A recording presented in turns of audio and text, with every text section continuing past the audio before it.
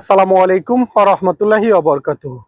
বর্তমানে যারা কুয়েতে আসতে চান, কোন ভিসায় আসবেন এবং কি কাজে আসলে আমার কাছে মনে হয় যে ভালো হবে, সেই বিষয়ে আমি আপনাদের সাথে আজকের এই ভিডিওটা করতেছি। সরাসরি ভিডিওতে চলে যাই। বর্তমানে যারা আপনারা কুয়েতে আসতে চান, আমি মনে করি যে যারা নাকি আপনার কোনো রকম কাজ জানেন না, অথবা মনে করেন যে দেশে বেকার অবস্থায় আছেন, কোনো রকম বিদেশে আসতে পারলে হয়, তাদের জন্য আসলে আমি বলবো সবসময় যে আপনারা কুয়েতে আসলে চাকরি সহকারে আসবেন, কখনোই ফ্রি ভিসায় আসার জন্য চেষ্টা করবেন না। আর যদি চাকরি সহকারে আসেন, আমি বলবো অবশ্যই বাসা বাড়িতে আসার চেষ্টা করবেন।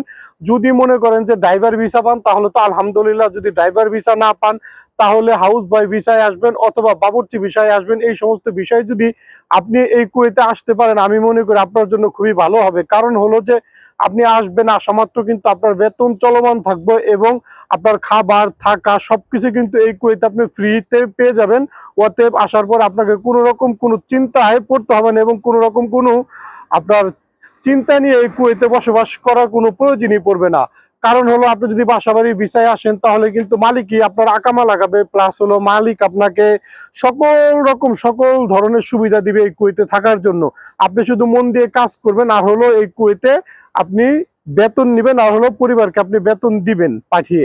এটা হলো আপনার মেন কাজ থাকবে। তো আমি বলবো অবশ্যই যারা এই কুয়েতে আসতে চান নতুন অবস্থায়, একদম বেকার, কোনো রকম কোনো কাজ জানেন না, তাদেরকে বলবো যদি কষ্ট হয় তারপরে একটু ধৈর্য ধরে হলেও কাজ সহকারে বাসাবাড়ির ভিসায় আসার চেষ্টা করবেন। এই সমস্ত ভিসাগুলো থেকেই সবচেয়ে সুবিধা হলো যে কখনো কোনোদিন আকামা নিয়ে টেনশন করতে হয় না, পুলিশের কোনো ভয় নাই, দেশে পাঠিয়ে দেওয়ার কোনো ভয় নাই, অথবা যত রকম বিপদই থাক, কাজ থাক বা না থাক, আপনাকে কখনো বেতনের জন্য চিন্তা করতে হবে না। আপনি বসে থাকলেও মাস শেষে বেতন পাবেন, অথবা মনে করেন যে কাজ যদি বেশি করেন তারপরে কিন্তু আপনি মাস শেষে বেতন পাবেন। সেই জন্য বললাম যে এই ভিসাগুলো সবচেয়ে ভালো। কিন্তু এই বিষয়গুলোর কিন্তু একটা খারাপ দিকও আছে।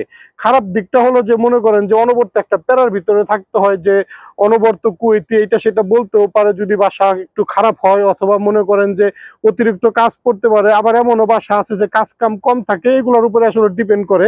তো আমি মনে করি যে আপনারা যারাই আসবেন এই কুয়েতে, যদি বাসাবাড়ির ভিসাগুলোতে আসলেন, আসার পরে কাজ করলেন, করার পরে বেতন পাবেন, বেতন পাঠাবেন। যদি দেখেন যে বাসা ভালো, তাহলে মনে করেন লং টাইম এই কুয়েতে আপনি জব করবেন। আর যদি মনে হয় যে না, বাসাটা ভালো না, সেই ক্ষেত্রে মনে করেন যে 2 বছর পরে আপনাকে যখন মালিক ছুটি দিবে এবং ছুটির সময় হবে, সেই সময়টা আপনি দেশে চলে যাবেন, আর আসবেন না। আবার নতুন করে অন্য কোথাও ট্রাই করবেন। ততদিন আপনার কিন্তু এই কুয়েতের ভাষাটা জানা হয়ে যাবে। অতএব আমি মনে করি সব দিক বিবেচনা করে কাজ সহকারে যদি আপনি আসতে চান, তাহলে বাসাবাড়ির এই ভিসাগুলোতে আসলে সবচেয়ে সুবিধা, কারণ আসা মাত্র আপনি বেতন পাবেন। তবে আমি আপনাদেরকে একটা কথাই বলবো যে কখনো কোনোদিন কোনো দালালের খপ্পরে পড়বেন না, কারণ দালালরা কিন্তু আমাদের মতো প্রবাসীদের জীবনটাকে নষ্ট করে ফেলে। সবাইকে বলবো অবশ্যই চ্যানেলটাকে সাবস্ক্রাইব করে রাখবেন এবং